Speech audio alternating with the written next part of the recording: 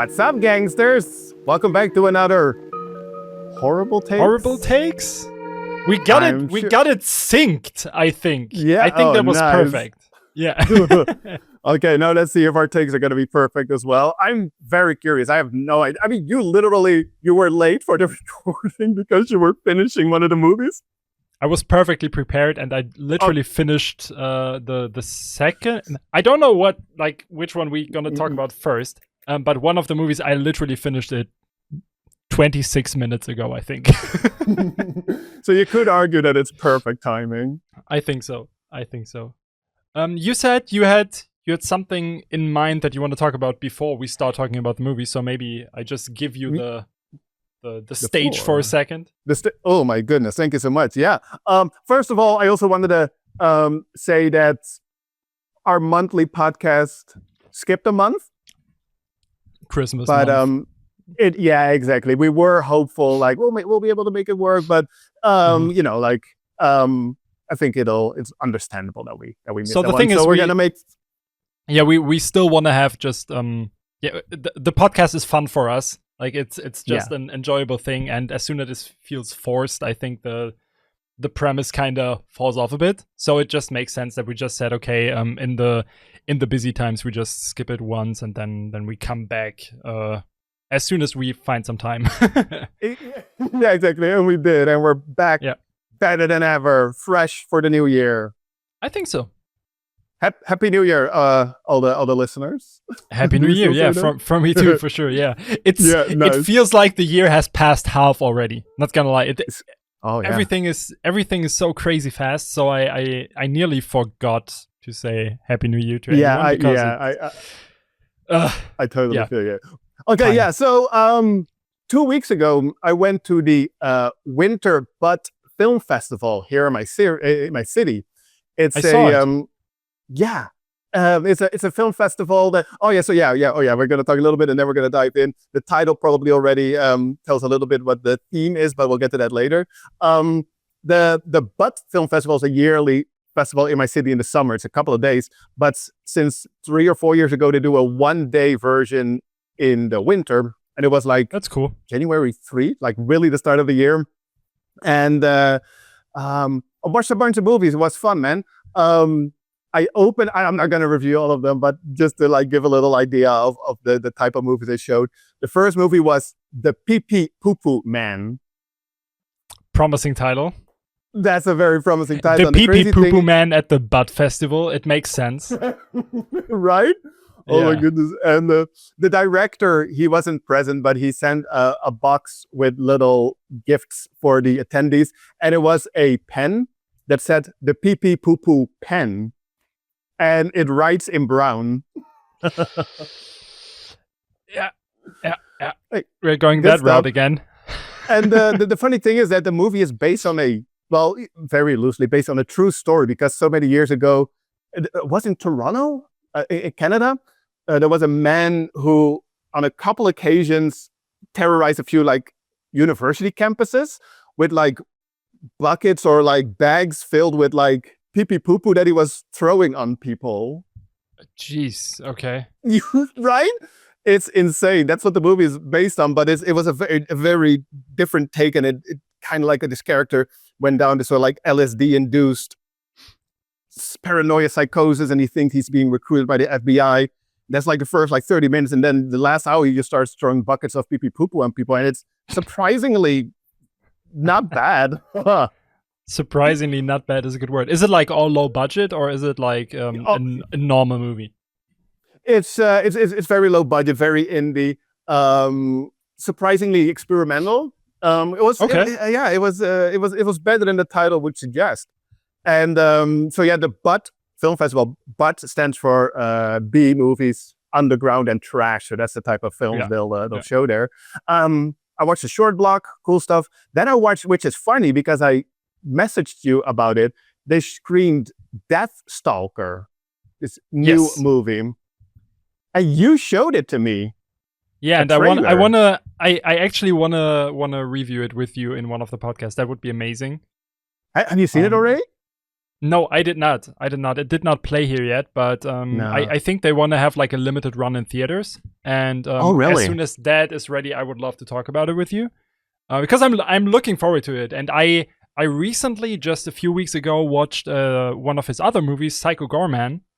And I enjoyed it. Oh, dude. I really enjoyed it. Yeah, so like a deep dive or a 2 movies deep dive just on the director would be a cool fun, subject for an upcoming episode. Yeah, for sure. Okay, yeah, nice, man. I'm not going to say anything about that. And we ended the festival with a screening of Fisted! ! So, which, oh my goodness, like I know. And I hated it. It was so nice. Like, yeah, right? It was a very try hard to be like in bad taste, offensive, but they were very aware. It was like a really bad movie, but they went out of the way to make like the editing and the special effects and the acting to make it all bad and the audio quality. And it felt so forced and it took all the fun out of it.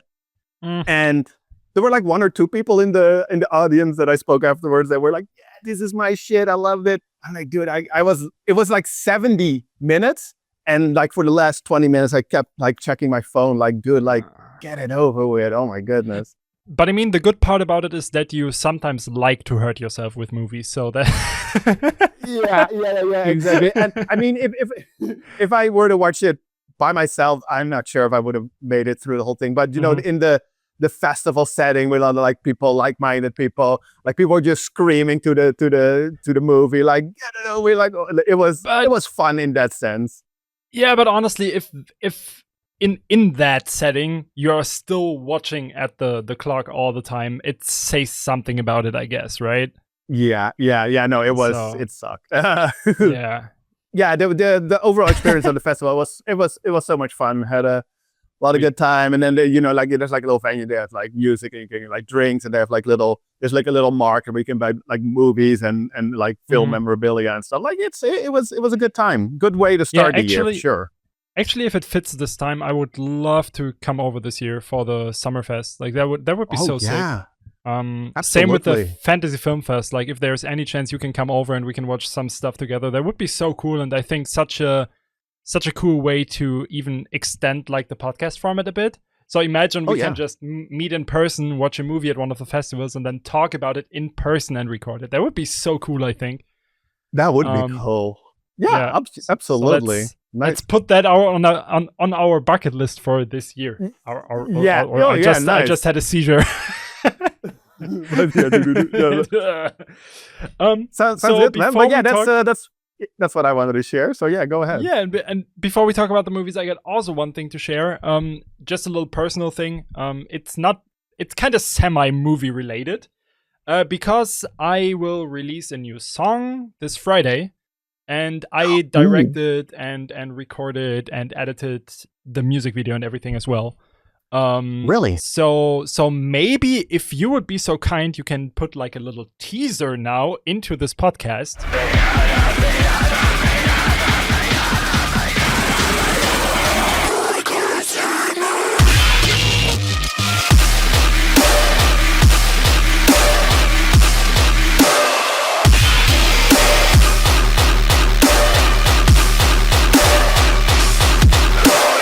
Yeah, and that thing is coming out this Friday, and I'm pretty proud of it. It's the first time I'm doing it like in that scale, kinda.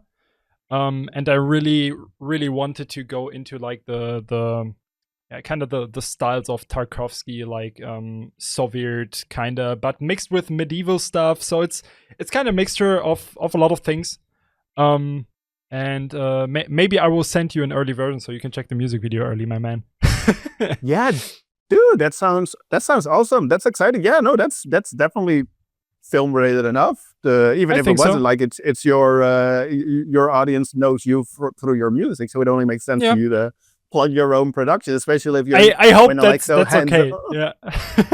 yeah. No, you're not allowed to talk about your own stuff. Yeah, you're gonna see this podcast go live, and the whole bit is like cut out. Yeah, just cut out, just like a doot. Absolutely sounds good, man. Great, cool. I'm curious.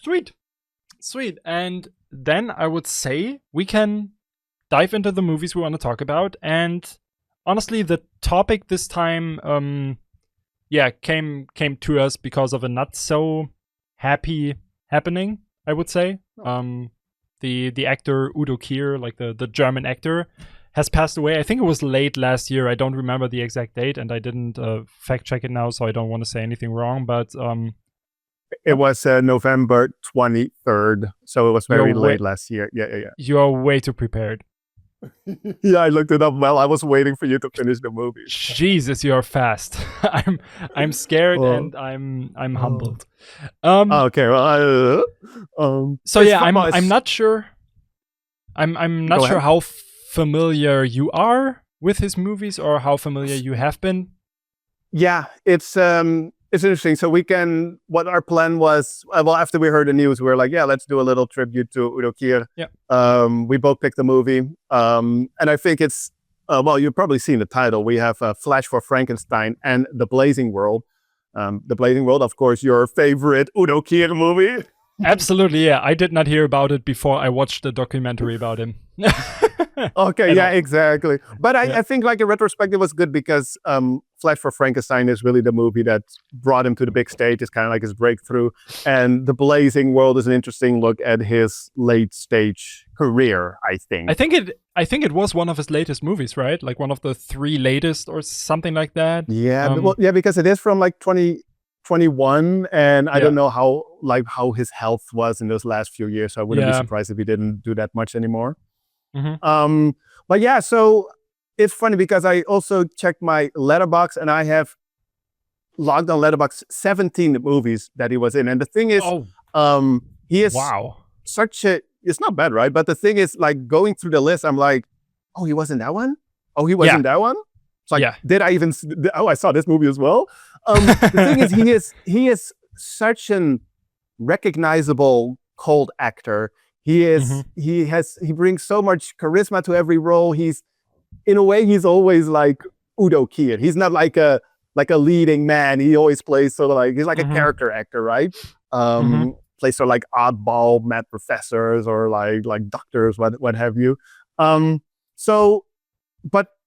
if someone were to ask me, like, yeah, name 5 Udo Kier movies, I would be like Fleh For Frankenstein, The Blazing World, with all due respect, because it's like he was in, I know you love Cigarette Burns, the John Carpenter short. I didn't know he was in that. I completely forgot. Yeah, I saw the picture. I saw the icon on Letterboxd, and I was like, oh yeah, now I remember. So it most of the time, like, I think that's the I don't want to say problem, but you get what I mean. That's why he's not that recognizable. Most of the time, he's not the main character. He's just like a side character, just like a little. He's in there, and what he does is always. I don't want to say amazing, but it's always Udo Kier. Like, it's unique, it's different, it's special, and he's perfect for these little roles that just make a movie a bit more twisted and stuff, if that makes sense. Yeah, he brings that. Yeah, exactly. He brings that.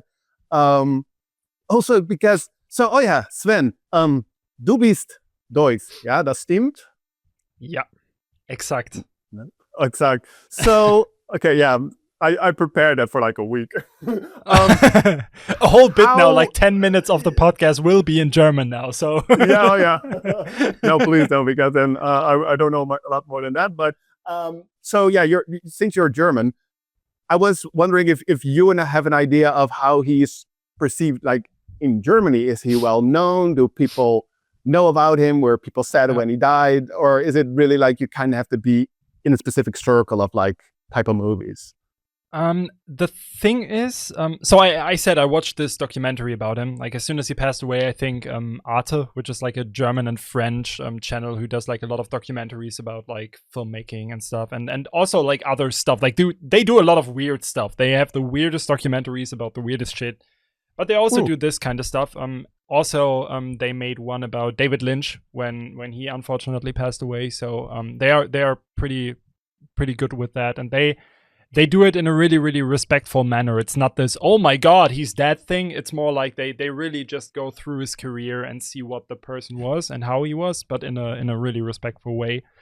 And what I realized there is that there was definitely a time frame when Udo Kier went to America where German media talked a lot about him. Okay. So there was a time frame, but I think nowadays no one really knows him here. That's actually how I perceive it. So it's kind of weird because, I think it was interesting for the beginning because he was one of the first German actors that went to America and really made something out of it.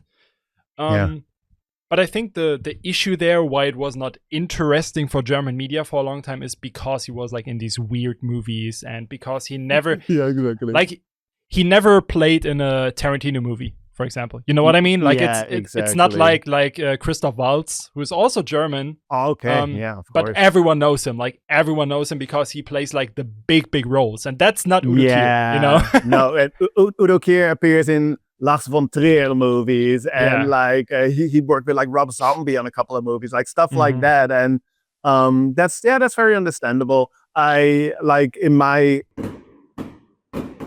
Do you hear that? Jesus Christ! There's like some fireworks left over. Oh, damn! No, you don't hear it. Jesus. No, the Netherlands. Jesus Christ! Yeah, man. Holy shit! Okay, that was the last bang, I think. I totally lost my train of thought. Okay, I think I know. For example, on my Instagram feed, because of the people I follow and the channels I follow, it was a lot of posts about him because you are in that crowd. So exactly. So it makes sense. Speaking of, you brought up David Lynch earlier. It was 3 days ago. It was a year since he passed because I looked it up really quick as well. Oh, damn. I would definitely love to talk about his movies as well. In some form or another. I was on another podcast where we did a sort of like retrospect of his after his passing.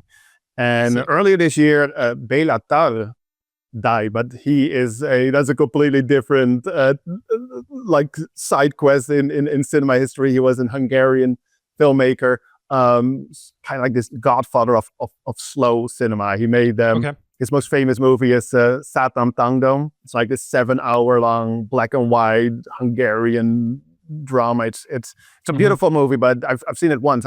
Some point I was like, I'm gonna make it a yearly tradition to watch Satan Tango, but like then I'm like, fuck, this movie is 7 hours long, man. I just want to say it. Of course, it's 7 hours long. Jesus. Yeah, it's like this. It's almost like this sort of like joke.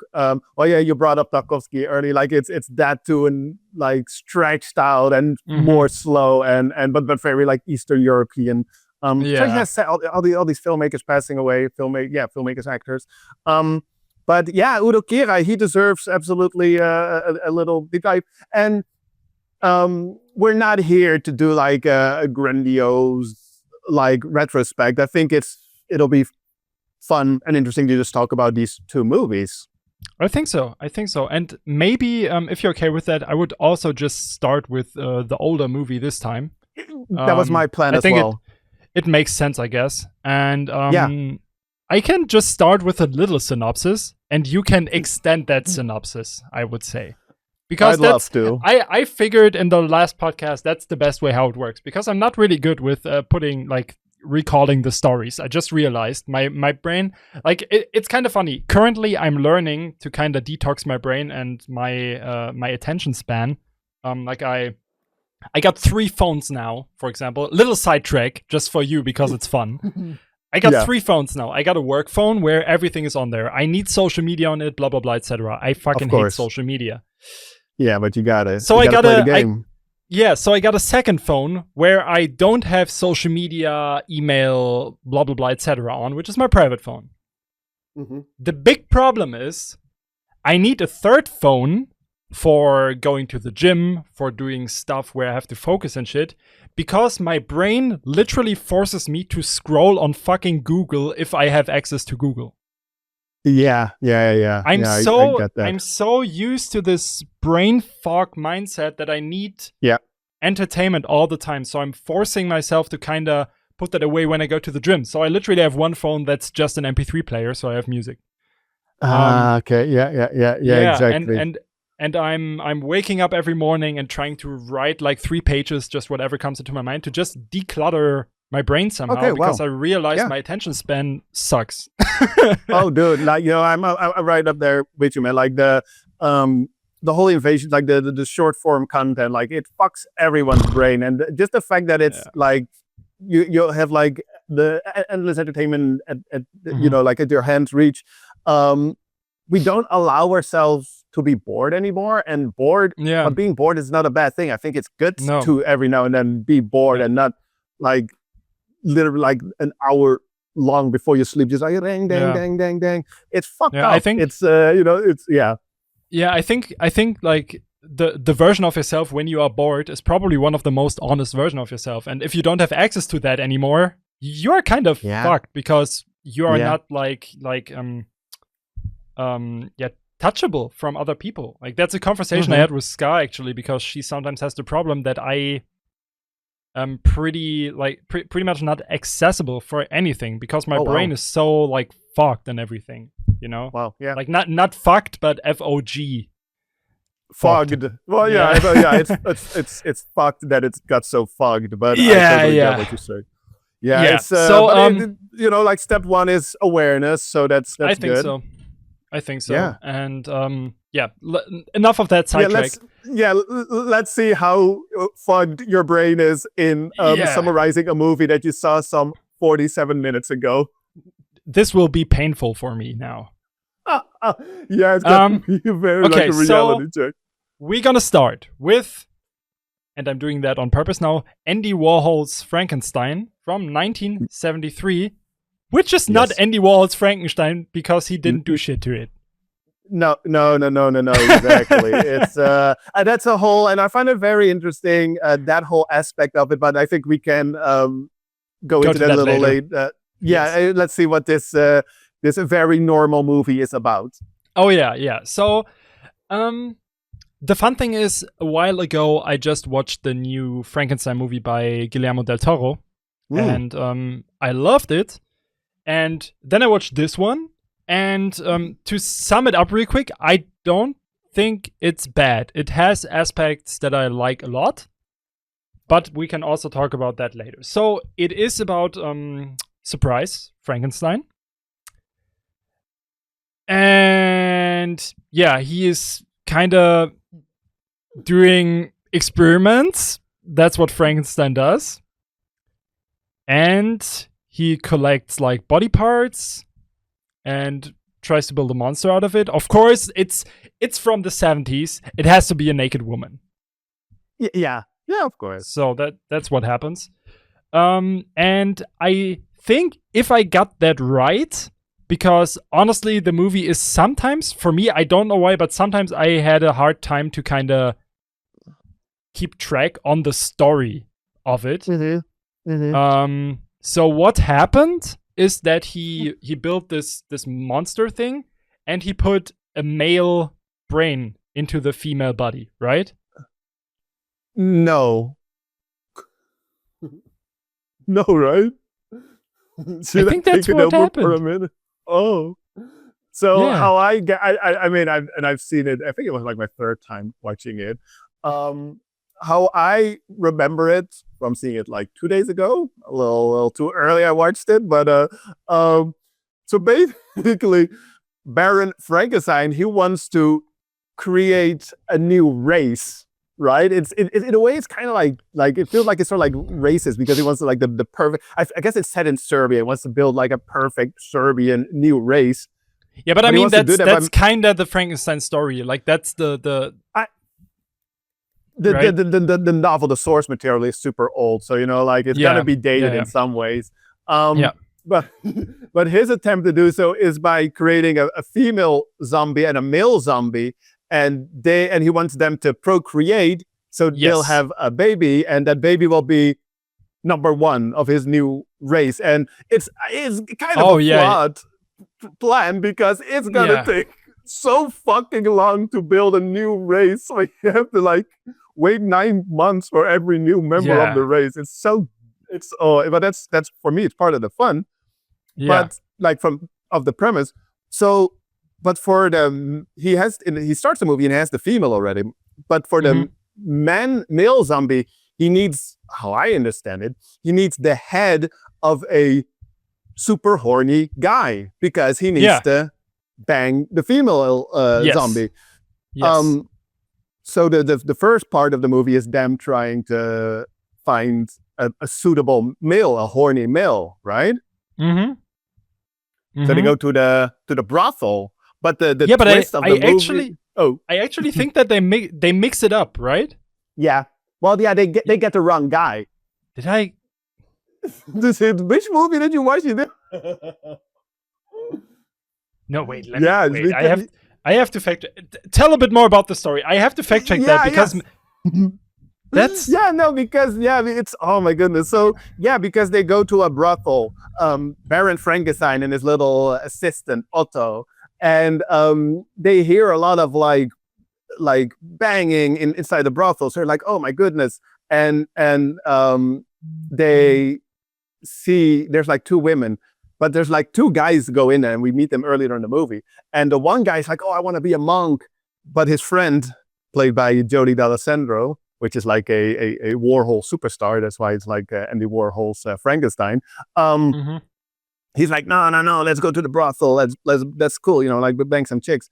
But then Baron Frankenstein, he sees that monk guy, that wannabe monk, come out. And he's like, oh, he banged those two women. He's super horny. So they take him. But it was actually Joe D'Alessandro who was like banging the women. So they get the wrong guy. They get the how do you call it? The one that doesn't want to have sex with women. So that's like an asexual guy, pretty much. Like he's not interested in it, pretty much. And the funny thing, why I got this wrong, and that's one thing I have to talk about later as well, because that's so interesting. I had a really hard time to understand what Udo Kier is saying. Really? The accent was so bad. Dude! What was happening with that? Like, I mean, it's the same in the recent movie we're gonna watch. Yeah. I mean, right? it's part of the Udo Kier charm in my book. Like his very thick German accent, he never tries to hide it. It's like it's part of the deal if you Udo Kier. But it's hard if you really don't understand it, I think. Yeah. Like I had a really hard time. Like sometimes I was skipping, and that's the thing. Like I probably did, like I kind of forced the movie into myself, and maybe I did not pay 100% attention, and I have to change that for future episodes. So everyone telling me an idiot in the comments, I know I'm an idiot. Okay, that's part of the fun. We got one guy who's professional and me.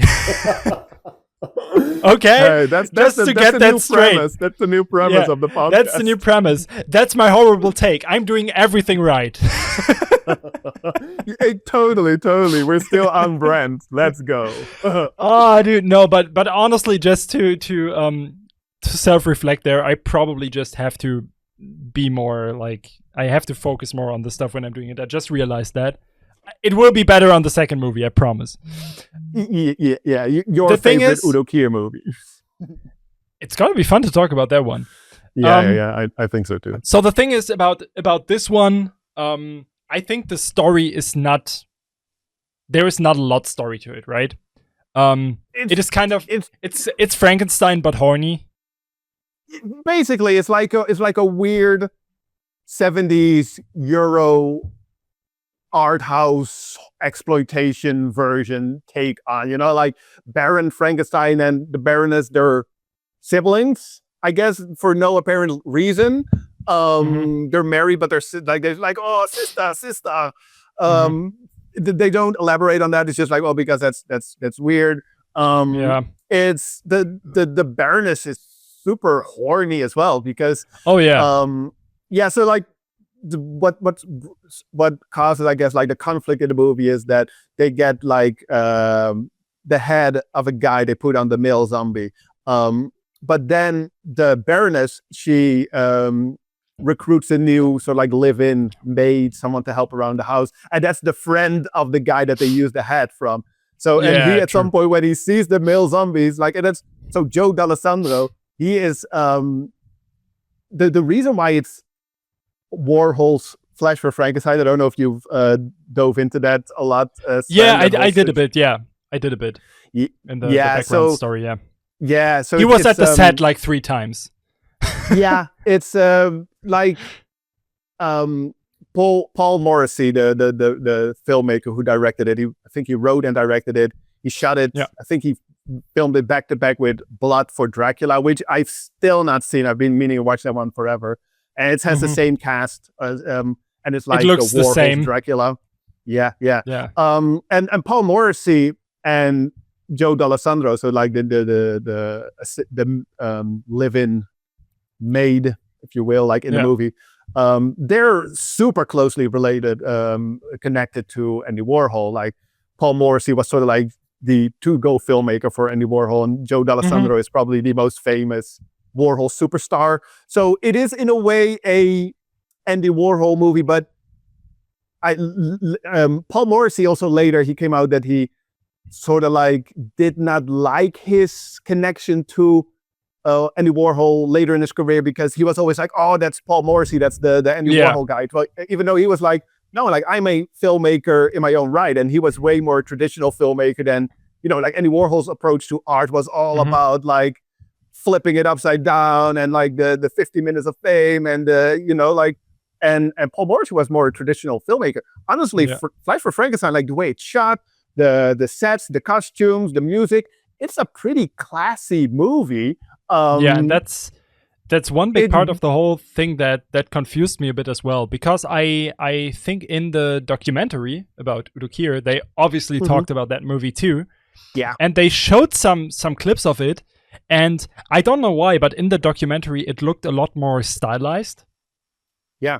Yeah. So it kind of looked more like a 9 Inch Nails music video. Kind of. I don't know what kind of clips those were, but that's what I expected from the movie. And then I started the movie and I was like, oh, this is a traditional movie. I was not prepared for that. Oh, that's interesting. Did they sort of like edit those clips then? I'm pretty sure about that. Or maybe back in the days there was a trailer that looked different or was like edited like a music video. I don't know. I have no idea. But of course, when you hear, okay, it was kind of tied together with Andy Warhol, who is like an icon of the weird stuff, and then there's Udo Kier in it, and it's a Frankenstein movie, but it's like on the more like, I don't know, like necrophilia, incest, sexual side. You're like, okay, this could be quite a movie, you know, like quite a dreamy experience, but it wasn't. It was a normal like. I don't know. I would say, and you can confirm that or prove me different. It felt like a 70s exploitation movie, like a video nasties type stuff. I think it might have ended up on some section of the video nasties list. So that makes sense. Yeah. It has, I guess, what sets it apart, because Paul Morrissey is an American filmmaker. But it is, I guess, what kind of sets it apart is it has a very European sensibility to it, because it's like it was shot and produced in Italy with a lot of like Italian crew. Probably like some minor roles were just like Italian actors. It's a very and I look like it's so funny because the Udo Kier, super thick German accent. You have the male zombie. He was, I think, a Serbian actor, and he has this very Eastern European accent. Yeah. And then Joe D'Alessandro, he just has this thick like New York, New Jersey, like American East Coast accent. And the Baroness, she's a Belgian actress, but she also has like sort of like almost like a British. It's so all over the place, and it's I guess that it does make it feel like a little like European art house-ish, but with such a twisted story. But it's kind of like semi well produced, like obviously like a low budget movie, but like it looks nice. And recently there's been like new releases like of physical media and like 4K with probably like new scans from the original camera negatives. So maybe it also just looked too clean compared to what that documentary. Maybe they used some old like damaged prints, and then maybe like it's a pretty it looks pretty good, the movie.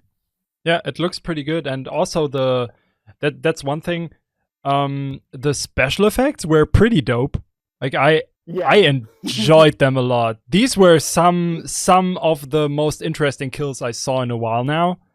Like the giant like garden scissor thing where the head gets like chopped off and she's like shaking the whole time and everything is like, it was so the blood brutal. Keeps gushing. It's so much blood in this, and I just love the look of it.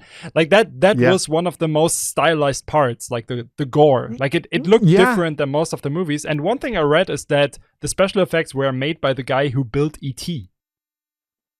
Oh, I think I read that too somewhere, which is a interesting connection as well. Yeah, I think so. And the whole thing, the whole movie just feels like a bit of satire as well. Like it feels not like it takes itself serious, I think. No, but that's part of what I do like about this movie. I don't love it. I like it. Like you have Udo Kier going like the classic quote is like, to know that Otho, you must fuck life in the gallbladder. And it's like, and he that's the first note I took. Okay, perfect. Yeah. Because he delivers that with so much like seriousness, but the line, you can deliver that line serious because it's so ridiculous, but he manages to do it.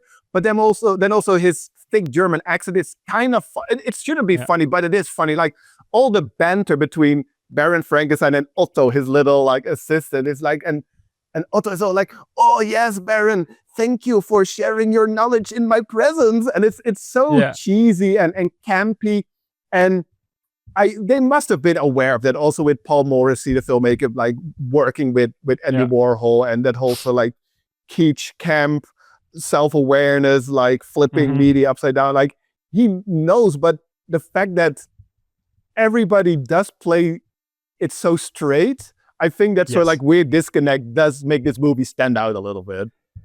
So I thought it was enjoyable. I loved Udo Kier in it, even though I did not understand a word. But his acting was phenomenal and the delivery was amazing, and I can totally understand why this role made him special.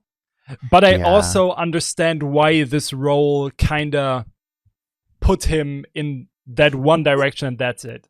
Like exactly, like it was both his breakthrough movie, but also immediately typecasted him. Yeah. He is not the best actor, but what he does, he's one of the best in it. You know what I mean? Yeah. I think that sums it up pretty well. Exactly.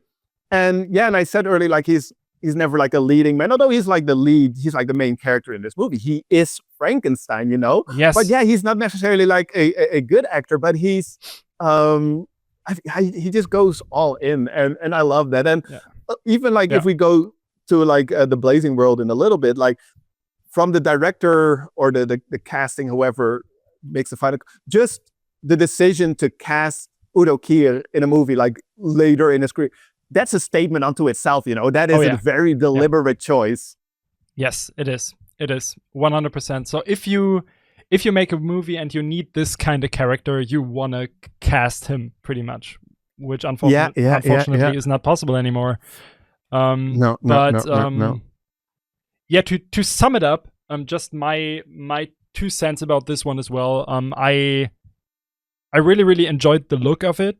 I love how it looks. Yep. I love some of the scenes. I even like the intro a lot, like with the guillotine chopping off the puppet's head and everything. It looks with the little kids. Yeah, it looks kind of surreal, kind of dreamy. It's a good start for the movie, and then just how the whole thing is filmed, how it's edited and everything. I like it. I quite like it. I will rewatch it to hopefully get the story properly. Yeah. Maybe I should ask Frankenstein to get a new brain. That could work. Yeah, a less fogged brain. Yeah, it's horrible, man. Like I hope this betters, honestly. So if it annoys you, please let me know, and then I have to change something. It annoys me certainly. The only thing is like I almost feel like gaslit that I'm like or like I start doubting myself. I'm like, I'm pretty sure I know what happened in the movie. You're like, they put the male brain in the female zombie. I'm like, holy shit, did they? I don't think they did. Yeah, you know, it kind of, I think it just mixed up in my brain with another movie that I saw. And I don't know, it's horrible. But one experiment that I had in takes. mind, it's definitely. Now imagine an actual Frankenstein movie with the same premise, but maybe a even more messed up story even. But like actually in the style of like a nasty, gritty Nine Inch Nails music video type. Like really dark, gritty, more artsy and stuff. And really, because we got the new Frankenstein movie from Del Toro, which is like obviously just like it feels like a, how you say it? It's a Märchen in German. I don't know the German, like a fairy tale. It's like a huge fairy tale. Yeah, exactly. It's a huge scale and everything, but imagine Frankenstein in Human Centipede 2 type fashion. Yeah. Right? I mean, it could totally work since, the story it's like one of the classic stories of the macabre, like it's a messed up story. And I don't know, because I mean, obviously there's tons and tons of adaptations and I've only seen so many. I don't know if that's been done before. I personally probably we'll dive into that, or people in the comments can let us know. Oh yeah, 100%. That would be sick. Human Centipede 2 style Frankenstein. But for me personally, the fact that on surface level, if you see this movie, if you were to just skim through and you're like, oh, a pretty classic movie, but that mixed with the most unhinged adaptation of the story, just like story-wise, with it's so ridiculous, and then those like those gore effects towards the end. This is a spoiler podcast. We spoil the whole movie, but people know that we spoil it. Towards the end. Towards the end, Frankenstein's hand gets like between like a door or something, and it's again like this non-stop. That's so evil, dude. Yeah, it's cool. And at some point, I think Otto, because nobody's allowed in the laboratory, of course, and then the older maid, she comes in, and then Otto, the assistant, she kills her. And I completely forgot, but this movie was, I think, shot in 3D. In 3D, yeah. And you see it, that some of the effects were planned for 3D in 73. What? Yeah, right? That's pretty wild, because when Otto kills that older maid and she falls on this, how do you call it? Like, her guts are hanging out and it's filmed from below, and the guts are like swinging like in the camera and stuff. It's cool. And towards the end, when Frankenstein gets like impaled and like the thing just goes in the camera. Like that's so good. And I think that kind of adds to the campiness of it. Like that makes it like even less serious. So it's like, okay, we got these gore effects. Let's make them 3D. It's so good. Yeah, it's so good. Yeah, love it. Yeah. So then at the for end, me to wrap it up. Sorry. Yeah, go ahead. No, go ahead. Like I was just rambling about the same stuff again. You're still trying to figure out the preface. No, and to wrap it up, I like it. I love the unhinged story combined with a sort of like classy production. The European art house meets exploitation sensibility of it. It's a little slow here and there, but it's not boring. It's a fun watch. I like Udo Kier steals the show, obviously, even if you don't 100%. Know what he's saying, he's great, man. Yeah, maybe I should have turned on the volume. Yeah. I'm just kidding. Did you watch it with subtitles? I mean, I watched it with subtitles. That probably helped. I did not, because the file you sent me again had no subtitle.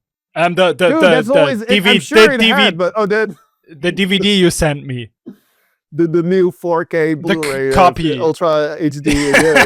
I'll double check. I think mine had. I feel gaslit again. I'm gonna double check that, because I think I sent you the DVD that I watched, and but maybe they were hidden. Maybe there's actually a problem with my player. I don't know. I have to double check that, because I had the same problem last time. I remember.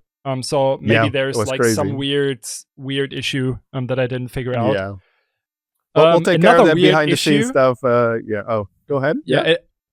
I just wanted to make a transition, but you killed it. That's a problem. Yeah. Another weird issue that is not figured out has the protagonist of our next movie we're going to talk about, The Blazing World. Oh my goodness. That was great. I'm only here for the transitions. Yeah, well, that was a great one. I'll take it from here. No.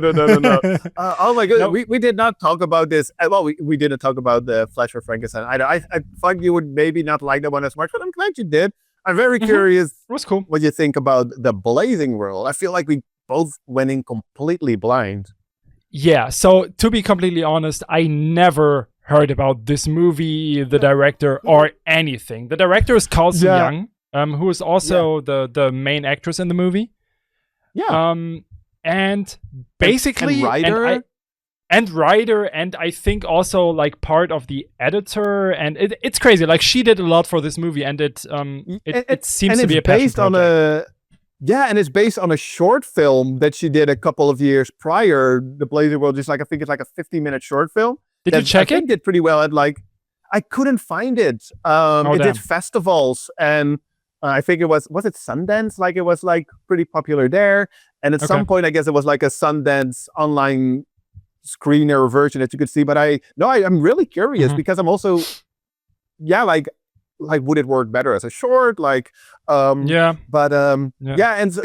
the audience, when we decided to do this episode, we were like, okay, let's both pick an Udo Kier movie, and I was like, well, I have to go with Fleh For Frankenstein, and you were like, oh, I'm going with The Blazing World. I'm like, oh, whoa, what is this? And you're like, I don't know. It's one of his later movies, I guess. Yeah. So the thing is, again, in the documentary, they talked about this movie too, and they showed one scene, and there is a cool background information that I love. The one scene that he is in. No, he's in more often, I think. Like it's not only one scene. It's like this last third of the movie, he's more present, I guess. They said, like they interviewed the directress, Carlson Young, and she said that she gave the script to Udo and she trusted her pretty much. And then out of nowhere, Udo started to sing at the set, and he started to sing his lines. And she was like, oh damn, this is perfect. I did not think about this. And that's just something that kind of, like, I found it so interesting that he seems to be like, he loves what he does. He loves his roles. And that's why I picked this movie, because like there was like an initial spark for me that just told me, okay, I have to check it, because seemingly Udo loved to star in it, right? So that's so cool, thought. Yeah. And, that's cool, yeah. The fact that he's still like later in his career, like very grateful to be offered these roles, and then not just doing it as like a quick paycheck, but to still give his whole to the role. Yeah, I really, really just enjoyed to hear that about him, and that made him like even more likable. Likable. He seems like a nice guy, not gonna lie. Oh yeah. That's even though he always plays like twisted, perverted, weird, like scary foreign characters. He must be like he loves art and stuff, and he has like digs all around in his house and stuff like that. And like he is a weird guy, of course, but a lovable weird guy. And I mean, we both talk about these kind of movies, so we are also weird guys. I think that kind of resonates. And I just realized that this movie has a Metascore of 33. Oh jeez. Oh shit. Yeah. I also saw a Letterboxd review. Like I didn't mind it. I kind of liked it. I think it's flawed, but there's a lot I did like about it. And in this case, then I kick off the premise, and then we can go from there. You can fill it in. Yes. And we can do it like that, because I tried it on the first movie. I did not do well. I think on this one I could do it a lot better, honestly. Okay. Well, you want to try again? I can. So it is about her name is Margaret. I got the name. I think so. I got the name. So I remembered something. A woman. Yeah. Yeah. That's 1 point for me. You can put like my name somewhere and give me like stars if I get something right. That could help. If you get a premise, a story point, if you get it correct. Nope, wrong again. You just take 1 star off. Yeah, exactly. And you end up with like maybe a negative score. Yeah, the good noodle star. No, so pretty much the movie starts with her and her sister playing in the garden as children, like pretty young children. I don't know, like 5-6 years old or something. And then it pretty much, funnily enough, starts like the Lars von Trier movie, Antichrist. Yeah, kind of. Yeah, so I didn't even make that connection, but yeah. Yeah, the people start arguing, like the parents start arguing, and then one accident happens, and one of the sisters drops into the pool and drowns, pretty much. Yeah, very sad. It's the intro kind of confused me immediately a bit because it felt I honestly when the one kid was in the pool, I had to laugh. It was so out of nowhere, and it looked so funny. Yeah. Because that's one of the things that tonally this movie is kind of like all over the place, because it has a very quirky thing to it. You know, like I don't know if it was already in the beginning, but for example, like how they use music, like on different cuts, there's like a ring, and then they cut to like another scene, and like, or even if they look, they're like ring, you know, like the music that follows the and true.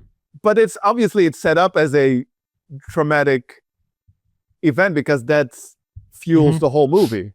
Exactly. And then she sees like a portal. Oh yeah. Like that one. Yeah. She sees a portal in the nowhere, pretty much, just like a black hole. That looks pretty sick, actually. I like the effect there. Yeah. I think at that spot Udo Kier is also standing there at one cut and kind of luring her in, like this. Yeah, somehow. exactly.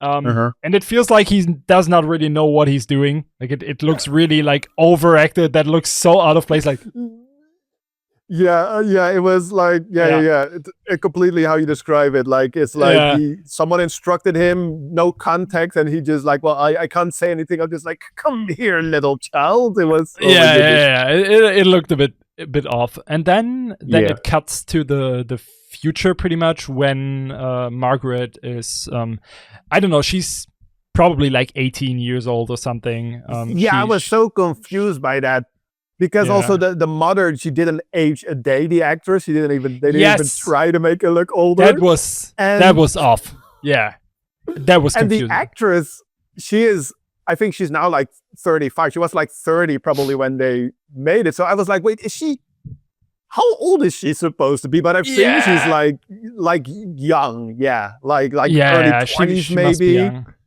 Yeah, but, so that worked for me, because she still looks young. Like, even if she's like 30, she looks younger. Yeah, I think. Yeah, she's. So that kind of worked for me, but the disconnect happened when she went to her mom, and she's just like the same age, literally, and you're like. It's like they shot it just like the same day, like just like, okay, we'll do the scenes from like 10 years ago, 15 years ago, and now we'll do the scene from present, and they maybe put on a different dress. But it's like, I was like, what? Huh. Yeah, that was a bit off. When it cuts to the future, when she's 18 years old, or to the present, actually, that's the present of the movie. So the intro was the past, pretty much, just like a setup, and then it jumps to the present. She watches TV, and there's a woman talking about like the reality, blah blah blah, and stuff. Oh, and she's completely forgot writing that. like a little, like an essay about it or something. I think for school, if I remember that right, or like for uni and blah blah blah. And then she goes outside, and then the movie starts to just act up. Like, it starts to get weird, because the cuts are sometimes so. Like, there is something, and then the next cut, it disappears. And you're, like, the movie is letting you alone with it, pretty much. Yeah. So this topic of what is real and what isn't, like, right from the beginning is kind of, it is there. And then the woman from the TV is actually out there as well, and they start talking, and you don't really know, okay, is she just seeing all the stuff or is this happening now? Like that's actually the start of it. So the twist is not, oh, it might be not real. It is literally from the beginning, you just don't know if it's real or not. Like that's how it starts pretty much. And then she goes to does she go to the mom first back home, or is she going to the boyfriend? No, she's going to the mom first, right? Yeah, she's going to the mom first. And they talk, and then she talks to the dad, and then after it, they like the parents argue again, and it's that thing pretty much. And now it gets blurred again a bit. So maybe help me out. Yeah. So and because they kind of imply that the passing of the sister kind of like caused a lot of friction in the family. Trouble, because it's like she hadn't been home in a while. And she gets home, and it's like a little awkward with the parents. But then at some point she's meeting up with like some old friends because she moved like out of town, I guess. And she's like, and then she's going out with the friends, and they go to like a little bar, and that's also like kind of like a little surreal because it's like empty, and there's this weird like The Shining style bartender just standing there. And then they're like, no one is there. Yeah. And then they decide the party. But then it's funny because at some point, I think I looked away for 1 second or was like probably distracted by my phone, which is part of what we were talking about. It sucks. Yeah. Just put the phone part of the problem, away when we watch the movie. Because one of the friends is like, they have like a tap of acid, like LSD. And I missed whether or not they actually took it. But that obviously adds to the whole, because after that, it really spirals out of control. And then it's the whole like, oh my goodness, this is... And it basically turns into a Alice in Wonderland type adventure fantasy horror thingy. Yes, I think that sums it up pretty well. And then it, she goes back into the house where she lived in, and everything is like with the flowers and stuff. And how do you call it? What's the name of the plants that stick on the wall and just are everywhere there? What's the English name? I don't know. I would say like the German word is Ranken. Come on, dude. It's not that bad. No. The vines. It's full of vines. Vines. Yeah, sure. Yeah. Yeah, that's the word. And then she goes into the house, and Udo is waiting for her. Ooh.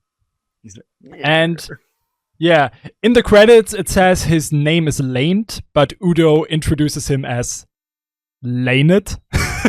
Oh yeah, there was like different. That's funny. I was like, did he just say his name is Leonard?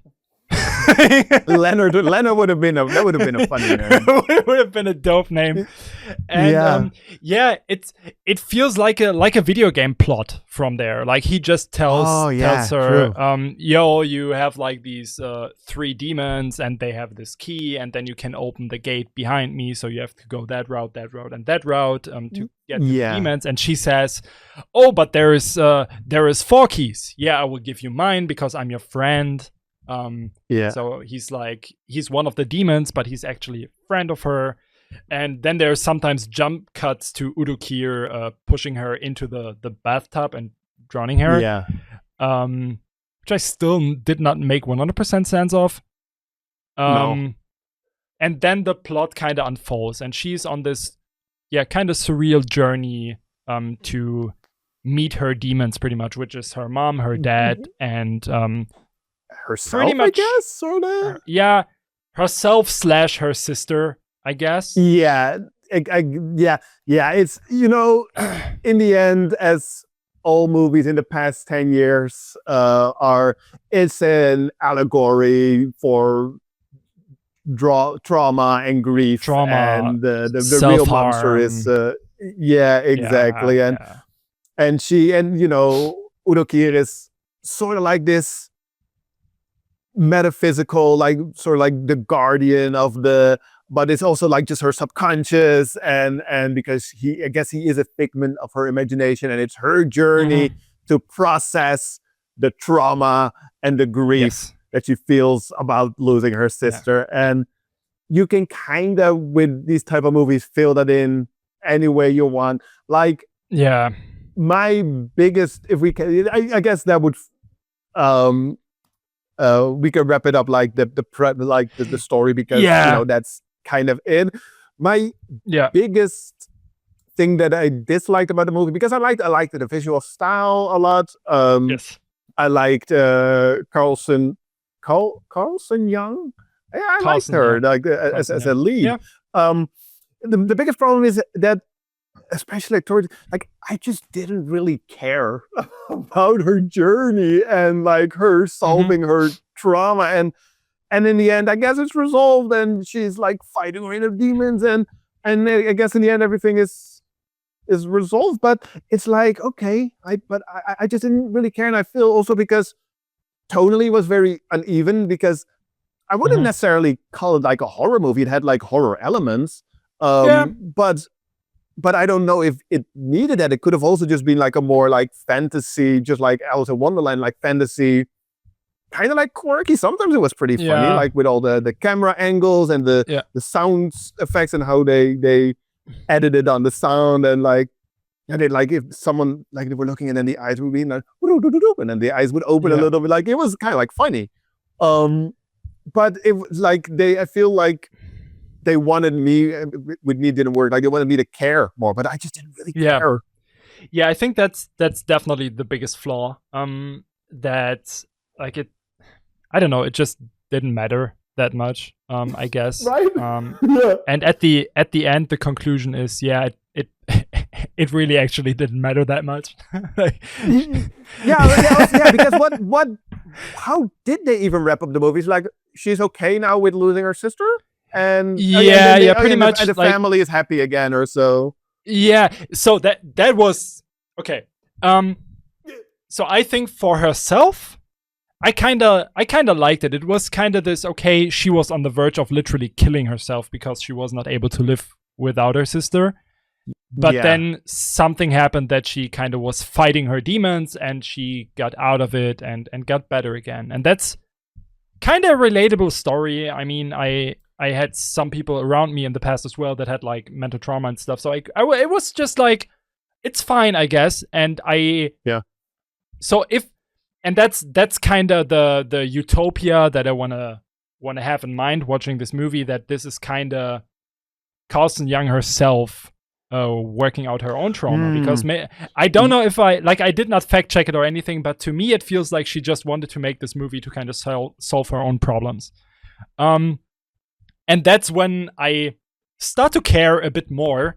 But then at the end, I really don't understand how the family can be happy together if the dad was hitting the mom with a fucking golf club. Oh yeah.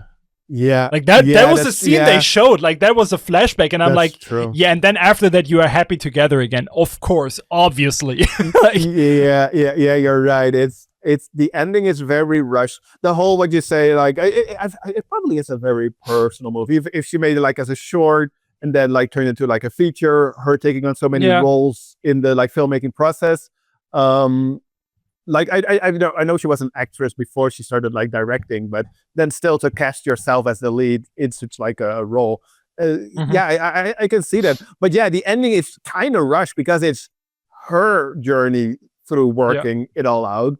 We don't see we mostly only see the parent from her perspective, and also like her sort of like perception of them. When she has to get those 3 keys, she sees like a sort of version of her mom in the first room, and then her dad, and it's not really them. But so she resolved all of that, but we don't know if the parents did. You know, like they're like the domestic violence and the grief that they have towards maybe each other, and like over the losing their daughter. And towards the end, it's like, yay, mom, dad, come outside. We walk through the field and it's sunshine and like unicorns. That felt a little rushed. Yeah, that was kind of off. And I mean, there's one thing, so that might be the other way to interpret this movie, is because actually at one moment Udo Kier says, I was the one who drowned you. So there might be, and maybe I'm thinking too much into it, a way to interpret this movie that actually Carlson Young is the sister who yeah. died. Yeah. And not the sister who lived on. Yeah. Because like when Udo Kier is drowning her into the bathtub, it could be just like an image of her drowning, and I don't know. There's a lot to think into this if you want. But you have to care for that, and that's the big problem again. I couldn't really be bothered. Like afterwards, after I finished the movie, it's not like I completely forgot about it, because I did like it. I wrote a little review on Letterboxd for it, where I praised like the visual style and everything. But I mostly complained about the story, I guess. But it's true, because it did cross my mind as well. Like also like, hey, maybe they aren't twins. Maybe there is just the one girl, or like maybe it was her that it happened to, and it's like this limbo, and she has to accept like passing on to the afterlife. It's also something that you saw a million times, though. Like that's literally none of those are new concepts. So it's like that's why your brain starts working like, oh, it's either this, or this, and then I probably landed on just her journey into I'm processing the traumatic event and the grief, but then it's also like almost like not like necessarily like insulting the people who actually like suffer from like PTSD or like like are overtaken by grief, because it's like she does a little video game and then she resolved it. Hooray! So the thing is, so I have a pretty, maybe it is a horrible take actually towards that, because I obviously saw the whole reviews and stuff, and to be honest, first of all, this movie to me does not feel like it wants to really like go deep into the dissecting how trauma really is. Like it, as I said, in my utopia, I want this movie to be pretty personal.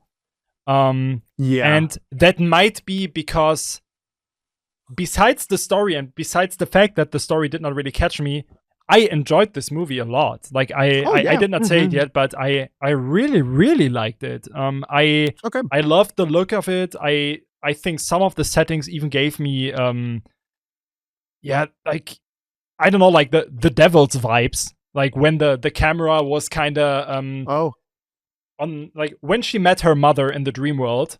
In this, I love that. In this setting, nicely built set.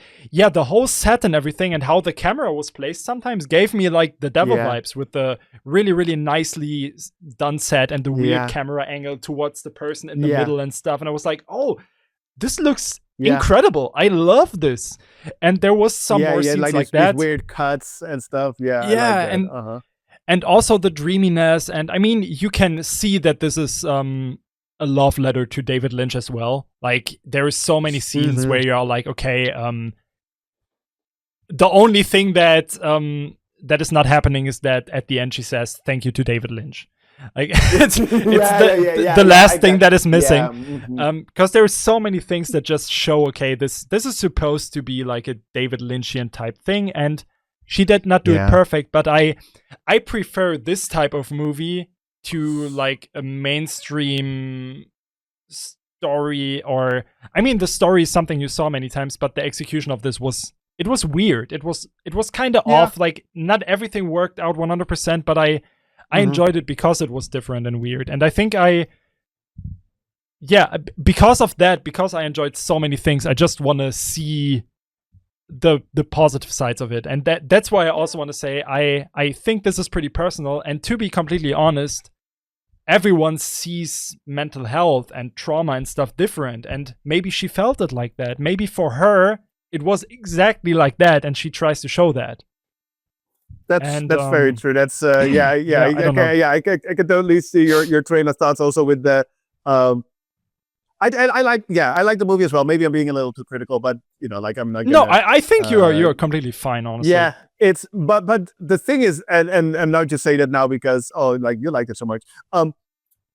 It did make me go, okay, I'm definitely gonna check out other stuff from this filmmaker. And I looked up like her other, because she directed I think 1 or 2 movies since, and they all get like pretty mixed reviews. But I'm like, I like her. I like her performance. I like you say, like it feels personal, and giving the benefit of the doubt that maybe like we can read it as like a personal take, and then like it's not going to resonate with everyone, but it's admirable. And again, like I also saw some reviews saying like, oh yeah, it's like so cheesy, just put on a green light and a blue light and some smoke and some underwater shots. But I'm like, yeah, dude, no, I liked it. It worked for me. Yeah.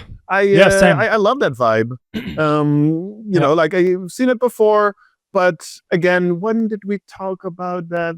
Was it with another movie? Like you've seen it before, but like if you've seen like your favorite dish, you've had it before, but if you get it again, you're like, yeah, nice, let's dig in. So like it's not bad if she doesn't need to reinvent the wheel. I think so. I like it. It was a nice movie to look at, again, with the editing and the camera angles and and how they use the sound and the music. I did like that. Yeah, it's just it didn't grab me, but I enjoyed it a lot. Yeah, it was kind of just like it was a really sympathetic movie. Like it was enjoyable. Like it was likable, kind of. Like I kind of enjoyed what they did, and I think it was just a good one.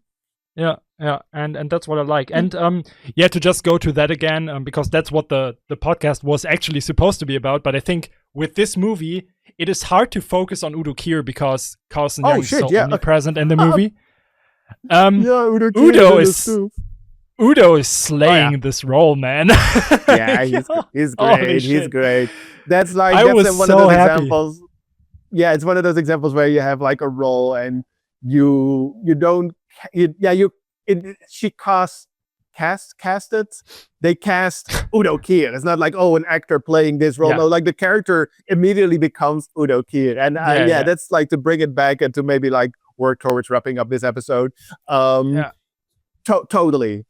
Other actors could have played it fine and decently and probably bring a lot of charm to it, but Udo Kier didn't even have to do much. He just had to be there. And he again said some sentences. I did not write them down, but I was like, oh, this is so sick. I love this so much. And honestly, I just want to have the Udo Kier scenes as a supercut of this movie. Like that would be amazing. It looks incredible. I love Udo Kier in old, to be honest. Like that's dope. And his acting was amazing. The accent was absolutely horrible again.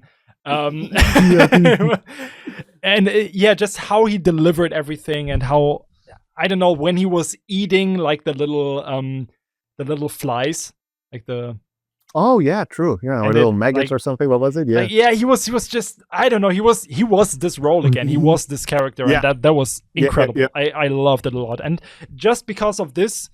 So the movie itself, like to go to the Letterboxd rating again, for me the movie was like a solid 2.5 or something. It was okay-ish, but then I don't know, watching the movie, I kind of felt in love with the look. I felt in love with the weirdness of it. It just felt lovable to me, and I bumped it up to a 3.5 actually. And then at the end, I was reading all the other reviews and was like, no, fuck it. I'm just going to give it 4 stars because I kind of want to... Dude, honestly, I want to support weird filmmaking, and I want to support stuff that just does it a bit different, And maybe her next movie will be her Lost Highway. You know what I mean? Yeah. I'd love to see that. Absolutely. Yeah. Great. Yeah. Nice. Yeah. And that, if you don't have anything to say, like you also said you kind of liked it, but you had your flaws, so... Yeah, I think I think I ended up rating it like 3 out of 5, and that seems a little low. Maybe I should have add like a little hard, because my rating system doesn't make sense. I feel like same. I write a review, and that holds way more weight than just the rating. The rating, like what was like. Well, I have like an example where I had like for example, the Pee Pee Poo Poo Man and Death Stalker. I rated them both 3.5, but they're like they're completely in their own like playing field, and within the playing field of where Pee Pee Poo Poo Man lands, it's like a 3.5. But Death Stalker, it's obviously like a better made movie. But so that's one thing. I got it. that's one thing I can give you is also in your YouTube videos, I think you have a really, really good feeling for rating movies in their specific frame, right? Yeah, like within the context, exactly. And that's the same that I try to do. So when I rate a movie, I always look at the movie and at what it is. And for me personally, I liked The Blazing World a lot more than Fleh For Frankenstein. Okay. But obviously, like just objectively, Fleh For Frankenstein is a better movie. Like it is. It is more cohesive. It is better shot probably. Even though the one is more modern, of course. But just objectively looking at it, it is a more well-made piece. Exactly. Plus the whole and then you can place Fleh For Frankenstein in its historical context with the whole the Paul Morrissey and Joe D'Alessandro and like Udo Kier and the Warhol adjacent production of it all. And then The Blazing World is like an upcoming indie filmmaker. It doesn't have a lot of like lore connected to it, but I'm definitely gonna explore her other work. So my conclusion is nice, good stuff. I think so, yeah. And two really good movies that we talked about, I think. Yeah, it was in their own thing. They were good. You know what I mean? Like for the sake of that podcast, they were really good. Exactly. Like and within the theme of like, let's do an homage or a tribute to the Udo Kier. I think it's fair to do what made him famous and where he's. Like in the first movie, he sort of like had to prove himself, and he did, obviously, because he built a whole career out of it. And in the latter movie, The Blazing World, he didn't have to do; he just had to be there, and that says a lot about his legacy, I think. Yeah, and how he can turn a role into, like, he's not turning himself into the role, like he turns the role into Udo Kier, and that's phenomenal. Exactly, right? That's a really good conclusion. Yeah, and for the end. One question. Are you into video games? Not really. Okay, because do you know Hideo Kojima? No. Well, maybe he did like the Metal Gear series, for example. And he's actually working on a horror game, and Udo Kier is starring in it. So that's the last thing that will happen with Udo Kier. Yeah, they did like 3D motion stuff from Udo Kier, and oh, really? Yeah, I think they even so that's like just half knowledge there, but I heard something that they actually get permission because Hideo and Udo were friends.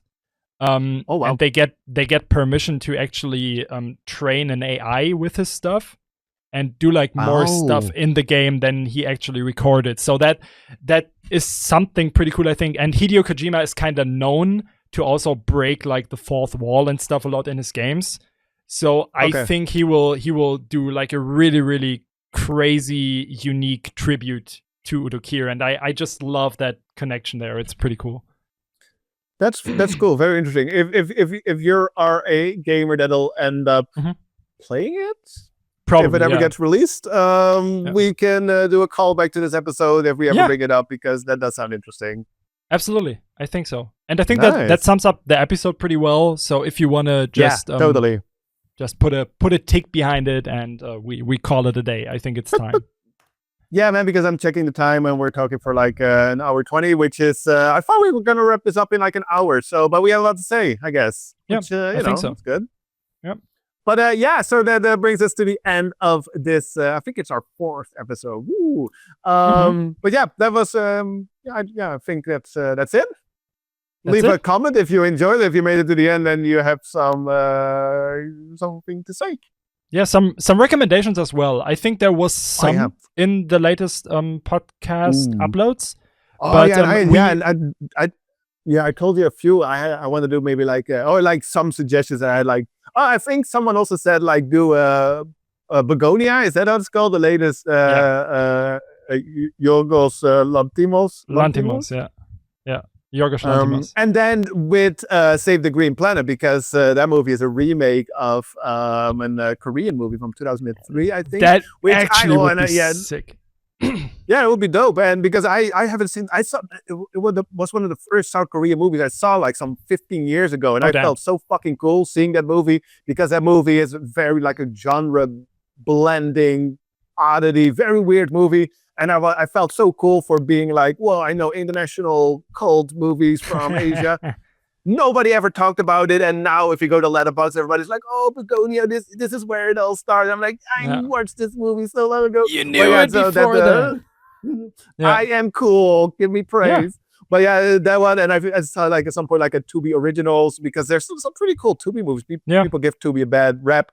There was another one. Oh yeah, but it's well, we got. I think we got many ideas. Yeah, because we also. Yeah, fuck, I'm blanking on the name. You introduced me to that movie. It's like from 2004, this crazy horror movie. With fuck, I'm blanking. And he also did Saint Bernard, that same director. Skin Deep. Yeah. Man, oh hell crazy. Hell yeah. So Saint Bernard and Skin Deep double feature. Oh my god. Our brains will melt doing that. Oh shit. That would be dope. So the thing is I watched Skin Deep like 10 times already. So we have to do that. We have to do that. Yeah, sounds good. Okay, awesome. Yeah. All right, let's wrap it up here, man. Yes. Thank you for talking with me. Thank you for keeping up with me not being able to do a synopsis of a movie at all. But it's kind of cool. That's my job here. That's my anime redemption arc now. So the more it progresses, the better we get. The better my synopsises will be, and people will be like, "Oh, he's evolving." He is such a academic film scholar. He knows what happened in the movie. Like, let's talk about the movie. And then it's Skinned Deep or something, you know? Yeah, just going like in deep like art analysis of it. Oh my god! Oh, that's so funny. Okay, man. Yeah, we will never end talking. So let's shut up. Exactly. Let's wrap it up. Yes. Yeah, man. Hope you guys enjoyed. See you next month. We're gonna try again, right? 100%. All right. Thank you guys for being here. Cheers.